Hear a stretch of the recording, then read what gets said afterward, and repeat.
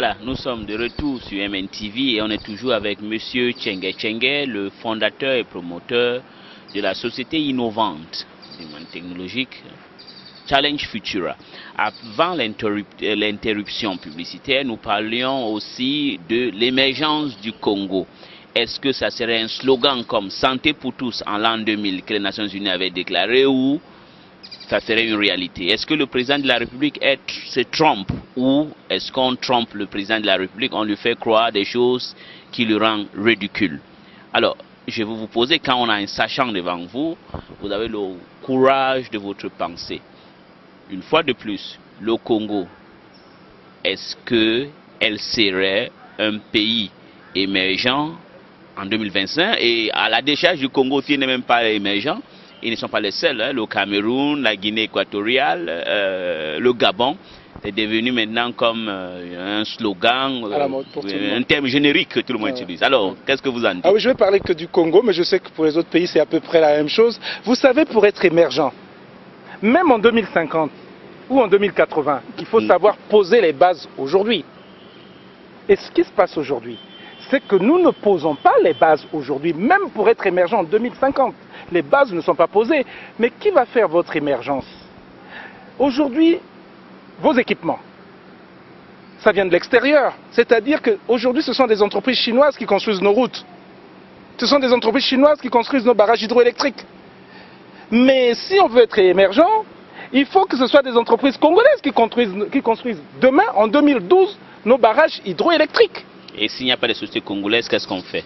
Mais ça veut dire que s'il n'y a pas de société congolaise, si les Congolais, si ce n'est pas le fruit de la sueur, si ce n'est pas avec la sueur du front des Congolais, vous ne pourrez jamais être émergent. Ça veut dire que c'est de l'achat. Mais vous ne pourrez jamais acheter de l'émergence. Ce n'est pas possible. L'émergence, vous allez la construire. C'est un processus dans lequel vous allez acquérir des capacités à produire les équipements que vous allez utiliser, dont la société a besoin. C'est les barrages hydroélectriques, c'est vos routes. Il faut faire en sorte que quoi? Que les entreprises congolaises, dans 12 ans, construisent les routes du Congo. Oui, mais monsieur Tchengue Tchengue, vous m'avez dit que la base, l'éducation sur grand n'importe quoi. Qu'en 1975, quand vous avez fini, vous avez eu votre bac au lycée technique, un diplômé, un bachelier du lycée technique de Brazzaville pouvait aller n'importe où et être performant. Mais aujourd'hui, c'est le contraire. Oui. Alors, comment voulez-vous que des sociétés congolaises puissent aspirer à même construire une piste de route en terre quand ils n'ont pas les main d'œuvre qualifiées? Mais justement, c'est pour ça que j'ai dit qu'il y avait d'abord cette première contrainte de la ressource humaine. Nos enfants, nous-mêmes, la ressource humaine est mal préparée pour affronter déjà la mondialisation et puis le défi de l'émergence. Nous ne pourrons pas faire cette émergence avec une telle fonction publique qu'on a, avec les fonctionnaires qu'on a aujourd'hui. Non seulement parce qu'ils vont partir à la retraite, mais il y a aussi des pratiques chez nous qui obèrent en fait le développement des entreprises chez nous et tout, et on en parlera. Mais ce que je veux dire qui est fondamental, il faut qu'on s'enlève de l'idée que nous avons des pétrodollars ou des pétrocéphales, que l'argent du pétrole nous permettra d'acheter notre émergence. L'émergence, ça sera le fruit de la sueur, le fruit du travail des Congolais et pas des étrangers. C'est les Congolais qui, avec leur sueur, feront l'émergence du Congo. Les routes, tant qu'elles seront construites par des entreprises chinoises, on ne sera pas émergent. Les barrages hydroélectriques, tant qu'elles seront construites par des Chinois ou par des entreprises étrangères, nous ne serons pas émergents parce que les autres, ça a été ça leur émergence. Le Brésil aujourd'hui est un pays émergent parce qu'il est capable de construire ses distilleries, ses raffineries de pétrole, en partie. D'accord. Voilà. Bon, dites-nous clairement, est-ce que donc vous pensez, dites-nous ce que vous pensez, est-ce que donc quand le président lui-même dit Urbi et Orbi, que le Congo à l'horizon 2025 serait un pays émergent, il se trompe ou pas? Ben, écoutez, je pense que le président de la République, c'est pas normal, je vous assure, c'est pas normal. On est quand même un pays... Pourquoi c'est pas normal? Écoutez, on est un pays qui a quand même des cadres. Autour du président de la République, il y a des éminents économistes. Comme qui, par exemple? Écoutez, comme M. Bakabadio, quand même, doyen de la fac de sciences économiques, c'est pas n'importe quoi. C'est quand même la crème économique de ce pays. Vous avez des gens comme Osiala, c'est pas n'importe quoi. Pourquoi ne peuvent pas-ils dire au président que nous ne serons pas émergents dans 12 ans? Qu'il faut des bases. Vous pensez que Osiala, Bakabadio, oui, et ils sont nombreux, je passe. Ils n'ont pas le courage de dire au président que si le président, on vous trompe. on ne peut pas être émergent en 2025. C'est ça, non? Je pense que dans ce pays a détruit les capacités de ses cadres à s'exprimer. Pourquoi ils vont détruire un cadre, mais vous vous exprimez eux aussi? Depuis des décennies, vous savez, on a appris aux gens à aller tous dans le même sens. Ce qui est très mauvais. Il faut de la diversité, il faut des débats, il faut des capacités des gens. Écoutez, il y a quelque temps, je vais vous dire, bon, j'ai écrit une lettre ouverte, ça m'a valu d'être mis en prison pendant 4 heures. Pourquoi? Parce que vous avez écrit une lettre ouverte à qui? J'ai écrit une lettre ouverte à la police. Pourquoi? Parce que j'ai subi un harcèlement, j'ai subi des abus de certains agents de la police. Et j'ai donc écrit une lettre ouverte pour dénoncer la chose, après avoir déjà écrit des lettres officiellement à son directeur général. Ça m'a valu d'être incarcéré pendant 4 heures. Vous voyez, c'est ça qui nous manque chez nous. On ne veut pas cette diversité, ce débat. Ce n'est pas normal. Et c'est pour ça que je vous dis aujourd'hui, nous avons des éminents économistes dans notre pays, et ce n'est pas n'importe qui. Ils sont proches du président de la République. Je pense qu'ils peuvent lui dire qu'on n'a pas les bases, on ne va pas acheter l'émergence du Congo. En 12 ans, ce n'est pas possible. On n'a pas les hommes pour le faire, on n'aura pas la fonction publique pour le faire. On n'aura pas les bases pour pouvoir faire l'émergence du Congo, parce que l'émergence du Congo, ça veut dire que vous êtes capable de construire un certain nombre d'équipements pour vous-même. Et nous, en tant qu'entreprise, nous vivons des choses qui font aussi qu'il n'y a rien qui est fait pour que nous participons réellement à cette émergence-là, à la hauteur de ce qu'attendent les Congolais dans 12 ans. C'est tellement dur pour nous de grandir. D'accord, mais dites-nous clairement, vous avez toujours dit qu'on essaie de vous empêcher de grandir. Clairement, monsieur. Alors, vous endurez beaucoup de choses. Vous avez parlé pour ce conseiller qui trompe le président ou qui n'ont pas le courage de parler au président. Mais je vais revenir, peut-être ils ont peur que s'ils disent au président le contraire, on va les foutre à la porte. Bon, mais ça c'est un autre débat. Mais je reviens, vous en tant qu'entreprise, dites-nous quelles sont les difficultés réelles que vous confrontez. Alors, je peux vous citer des cas concrets. Je vous ai déjà parlé de cette histoire de la mairie qui est venue casser votre... Voilà, donc on va passer à autre chose. Oui. Mais alors, malgré tout, nous continuons à grandir difficilement. Mais vous savez, maintenant, au moment où nous commençons à nous épanouir, c'est-à-dire l'entreprise commence à se consolider, on commence à être un adolescent. Qu'est-ce qui se passe? Oui, vous allez voir ce qui se passe. Eh bien, il y a juste un an, un homme politique important, pour ne pas le citer. Mais il faut le citer. M. Ngakala, qui est un homme politique important du parti au pouvoir, qui de surcroît était ministre, vient acheter le site dans lequel nous sommes en train de travailler au mépris de notre droit de préemption parce que nous étions prioritaires. Mais c'est quel Ngakala? Parce qu'il y a Michel, il y a... Ngakala Michel qui était haut commissaire à la réinsertion. Le secrétaire à l'organisation du PCT. Et vous voyez le problème du foncier. Vous voyez le problème du foncier chez nous. Mais comment voulez-vous vous développer si vous vous trouvez dans cette situation de précarité? De précarité comme ça. C'est-à-dire que vous êtes vendu votre terrain à Ngakala? L'ancien propriétaire qui était en train de négocier encore avec nous. Mais vous voyez, ce que je veux dire, c'est quoi? Mais monsieur Tchengue, vous avez donné le nom de Michel Ngakala. Oui. Donnez aussi le nom de votre propriétaire qui a vendu le terrain à 2 personnes. C'est la succession locaux. C'est la succession locaux, c'est-à-dire ce sont des héritiers d'un certain monsieur Loco qui est décédé, paix à son âme, depuis un certain temps. Hein? Ce que je veux dire, c'est quoi? C'est que vous pouvez être entreprise, vous vous êtes battu pendant 10 ans, vous êtes à un endroit donné, et voilà, on peut venir du jour au lendemain, on achète et on vous balaie. Comme certaines, vous savez, est-ce que vous vous rendez compte? Il y a des cadres du ministère de la Pêche. Du ministère de la Pêche, c'est exactement la même chose. Ils sont assis chez eux parce que la direction générale de la pêche a dû être vendue. Les immeubles ont été vendus à une banque. Et vous avez des gens qui sont du jour au lendemain. De quelle banque? Je crois que c'est la banque, Espéranto, quelque chose comme ça. Espéranto. Mais vous voyez par exemple, vous avez des gens, mais c'est la même chose. Ça veut dire que nous, en tant qu'entreprise, on est en situation, vous êtes sûr de rien. Comment voulez-vous programmer l'avenir? Vous êtes sûr de rien. Ce que vous êtes en train de dire ici, c'est comme une révélation dont les gens de la direction de la pêche ne peuvent pas travailler parce que leur ministère ont vendu leur immeuble. Mais vous avez la moitié, sinon les 3 quarts des cadres qui sont à la maison parce qu'ils n'ont pas de place.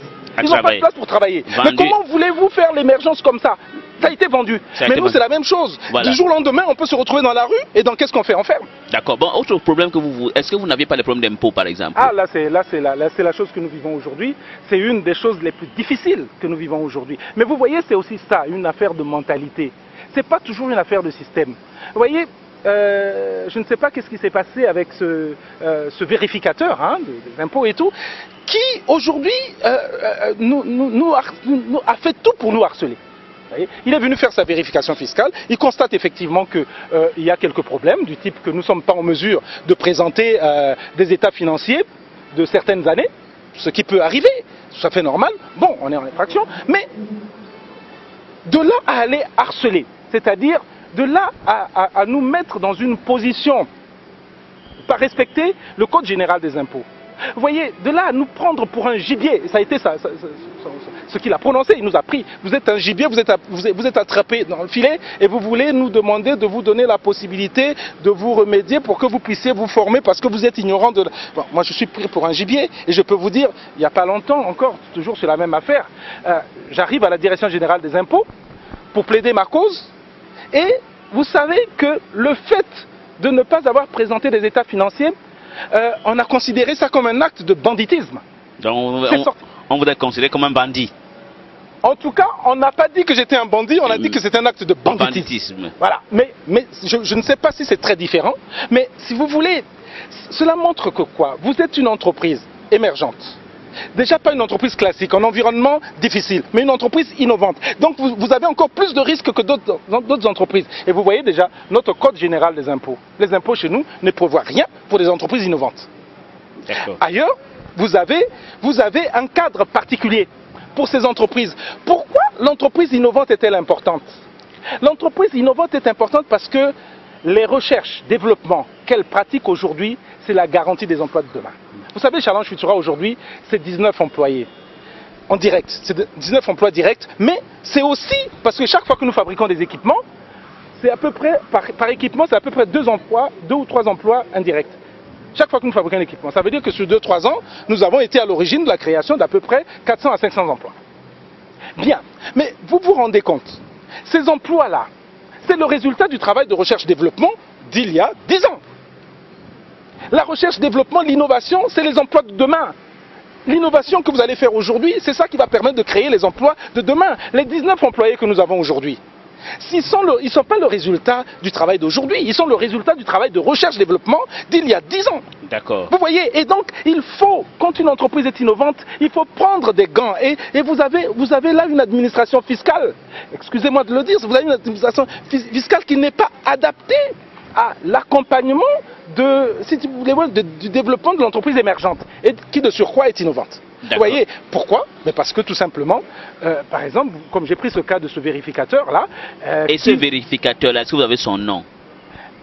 Il a fait je ne me souviens plus de son nom, je crois que c'est un certain monsieur Dio, et qui a fait du terrorisme fiscal pour nous. C'est-à-dire que pour un arrangement qu'il a voulu qu'on fasse, qui n'a pas marché, que nous avons refusé, on nous a mené toute la guerre du monde. Comment voulez-vous, pour une entreprise émergente qui fait un chiffre d'affaires de 30, 40, 50 millions, vous lui demandez de payer une pénalité de 45 millions?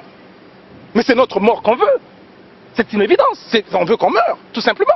Une administration fiscale, elle devrait être faite pour encourager à élargir l'assiette fiscale pour qu'il y ait d'autres entreprises et tout, qui puissent émerger de façon à ce qu'ils puissent avoir plus d'impôts. Mais là, on est en train de nous tuer. Qu'est-ce qu'il me reste à faire aujourd'hui avec ce problème-là? Qu'est-ce qu'il me reste à faire? C'est d'aller voir le président de la République. Ou alors, de faire comme ce jeune,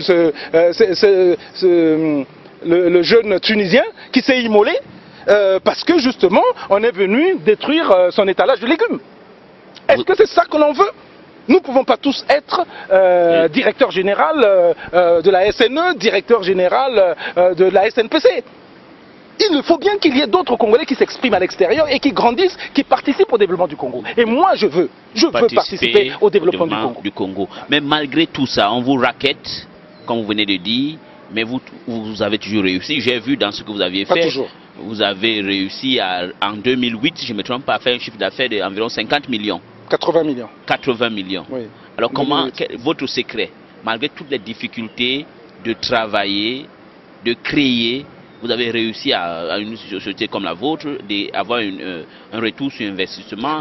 Il faut avoir, d'abord, il faut croire en soi. Il faut avoir la foi en ce que l'on veut faire. Deuxièmement, il faut croire en l'avenir, quelque part.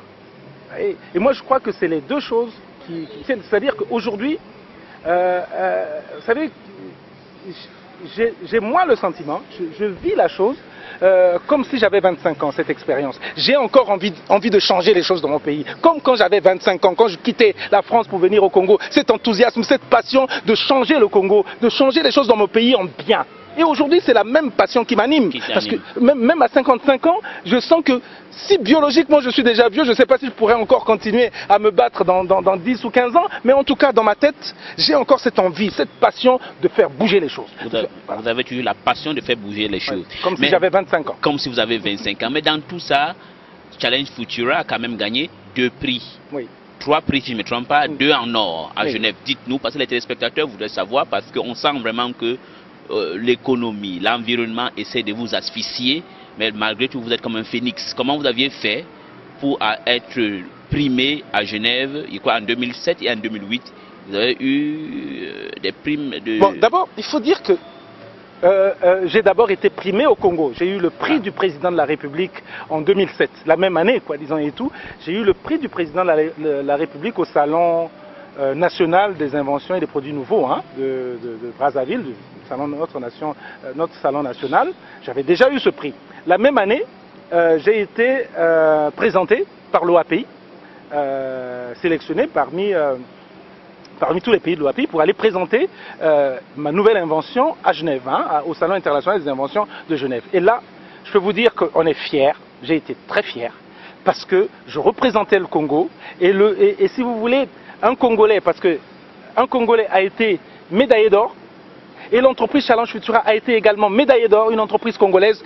Si vous voulez, c'était la première fois qu'en Afrique, quelqu'un pouvait être double médaillé au Salon international de Genève. Faut-il dire que le Salon international de Genève, des inventions de Genève, c'est le plus grand salon en la matière, c'est la plus grande compétition. Et vous savez, moi j'étais médaillé d'or, ça veut dire que j'étais ce qu'on appelait les Diables Rouges du Congo. J'ai les Diables Rouges du Congo, j'étais très fier. Un Diable Rouge en invention, parce qu'en football, il ne gagne rien. Chacun son domaine. Oui. Et vous savez, quand on a gagné ces médailles d'or, quand j'ai gagné ces médailles, le lendemain,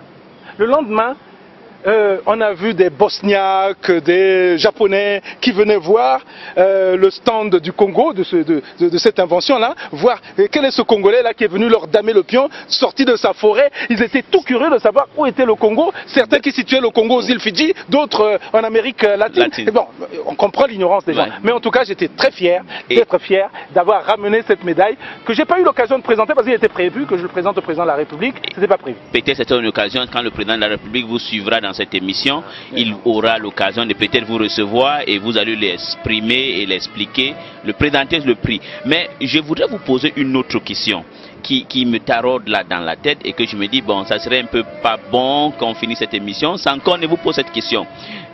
Vous avez parlé que vous avez eu des difficultés, mais le grand paradoxe c'est qu'il a fallu Brice Hortefeux pour venir ici, pour que les portes s'ouvrent. Racontez un peu de cette histoire. Ah, c'est pas... Il y a eu des portes qui se sont ouvertes, mais les portes ne s'ouvrent pas. Mais les portes vont s'ouvrir quand ça sera pas... Ça ne va pas être un ministre congolais, français qui doit m'ouvrir les portes. Il faut que ça soit un ministre congolais. Si vous voulez, mais dans votre cas, c'est Brice Hortefeux. Oui, il est venu, c'est vrai, en 2008. Et c'est vrai que sa visite...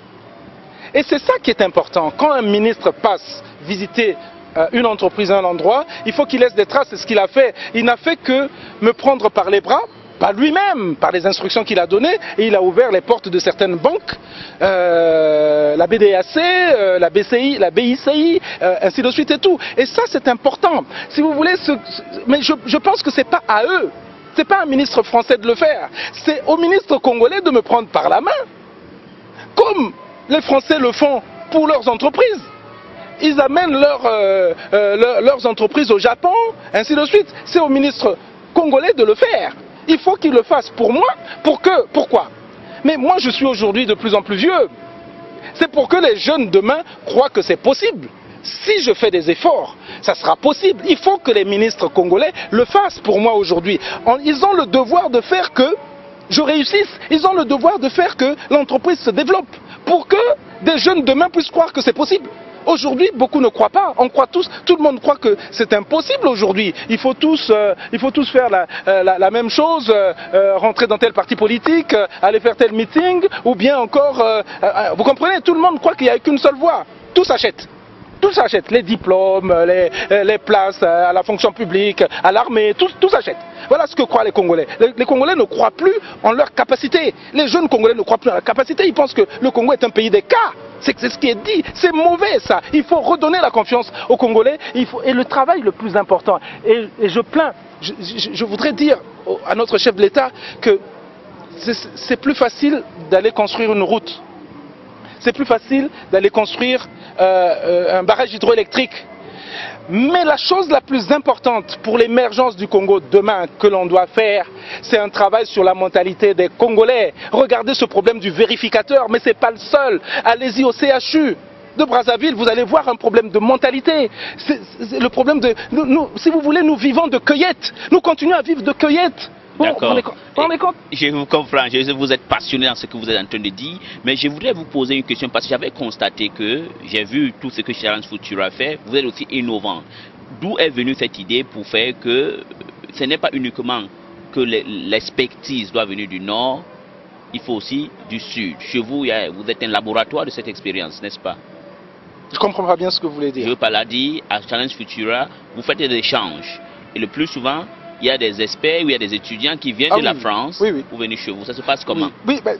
Disons qu'il y a certains étudiants qui nous ont découvert sur le web, qui ont découvert Challenge Futura sur le web, et des étudiants français qui ont choisi de venir faire leur diplôme de fin d'études, le mémoire de faire sur un terrain qui est Challenge Futura.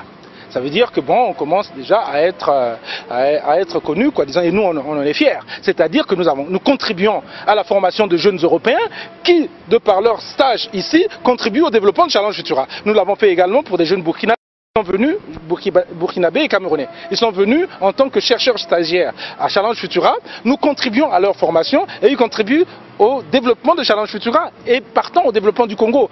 Oui, si vous voulez... C'est bien cela. Mais on peut plus. On veut donner plus. Regardez, je vais vous prendre un exemple. Nous pensons que l'entreprise Challenge Futura peut faire des petits. C'est-à-dire nous pouvons aider des jeunes Congolais, qui sont des jeunes universitaires par exemple, à créer d'autres entreprises comme Challenge Futura pour fabriquer d'autres équipements. On peut le faire avec l'université. Nous avons proposé, nous, en tant qu'entreprise Challenge Futura et deux ONG, on a proposé au rectorat et au ministère de la Recherche scientifique un projet de création entrepreneuriale par les étudiants. Parce que nous croyons qu'il ne faut plus que les Congolais créent des entreprises par hasard. Ça doit être une action volontariste du gouvernement, des acteurs du développement. Et nous avons proposé par exemple ça au niveau du rectorat de Brazzaville et au ministère de la Recherche scientifique. Mais vous voyez, plus de 4 mois après, on n'a aucune réponse. Aucune réponse. On a envie, nous avons envie. Vous avez envie, nous avons envie de... la réalité est plus forte. Mais autre question que vous vous demandez, depuis cette semaine, on parle souvent de doing business, le climat des affaires. Vous, en tant qu'acteur dans ce secteur, première question, est-ce que vous aviez été invité? Vous avez eu une invitation pour participer? Non, je n'ai pas été invité. Cette fois-ci, je ne sais pas pourquoi. Ouais, mais c'est rare qu'ils m'invitent d'ailleurs pour ça, à ces activités. Bon, je suppose qu'ils invitent les organisations patronales. Patronales. Voilà. Et vous n'êtes affilié à aucun patronat? Pas encore en tout cas. Mais nous sommes émergents, nous nous cherchons nous-mêmes. Vous cherchez vous-même. D'accord. Et donc... autre question avant de conclure notre émission. Est-ce que vous pensez que le classement, le Congo est parmi les derniers, un peu mieux que les deux pays en faillite qu'on connaît, qui est la République centrafricaine ou la République démocratique du Congo? Est-ce que vous pensez qu'un jour, le Congo peut se hisser dans le classement de Doing Business? Mais il le faut. Il le faut. Et je crois qu'aujourd'hui, des bases sont en train d'être posées dans ce sens-là. Je crois qu'aujourd'hui, les gouvernants actuels ne peuvent pas faire autrement que de faire hisser le Congo. Parce que autrement, c'est une voie sans issue pour notre pays. On n'a pas le choix. Il faut qu'on change l'environnement des affaires pour que les Congolais puissent entreprendre. Parce qu'aujourd'hui, on vous dit, oh, il faut améliorer doing business parce que les investisseurs étrangers vont venir. Mais ok, et nous, les Congolais, et les étudiants congolais qui veulent créer leur entreprise, qu'est-ce qu'on fait pour eux? Vous êtes en train de vous dire non, vous voulez créer l'environnement pour les entreprises étrangères pour qu'elles viennent investir au Congo. Oui. Mais nous disons, vous ne pourrez pas faire l'émergence du Congo sans nous. Il faut des entreprises congolaises parce que ce sera des entreprises congolaises qui doivent construire demain les barrages qu'auront le barrage hydroélectrique du Congo. Ça doit être à eux de construire les tracteurs qu'auront besoin les Congolais. C'est ça l'émergence, ce n'est pas autre chose. Et ça, c'est dans les environs 2050 ou 2080? Mais je crois qu'il n'y a pas encore les bases. Il n'y a pas encore les bases. Je peux vous dire que si c'est ce que nous voyons aujourd'hui, on se trompe pour la simple raison. Vous voyez, je vais vous dire une chose. On a traversé l'idée du président de la République. Le président de la République a été trahi. Le président de la République a dit dans sa lettre de politique d'industrialisation du Congo que l'industrialisation devrait être la base du développement économique du Congo. Mais quand on a élaboré le plan national de développement économique 2012-2016, mais on ne retrouve plus ça. On ne retrouve pas que l'industrialisation est au centre, est le centre de la politique de développement du Congo. Et c'est pas normal. On a trahi l'idée du président de la République. On a trahi l'idée du président de la République, M. Tchengue Tchengue, c'est sur cette base et ce mot qu'on va mettre thème à notre interview de ce... Je vous remercie aussi pour votre honnêteté. Merci. Voilà, c'était l'interview qu'on vient d'avoir avec M. Tchengue Tchengue, qui est le promoteur et fondateur de Challenge Futura. À vendredi prochain, s'il plaît à Dieu.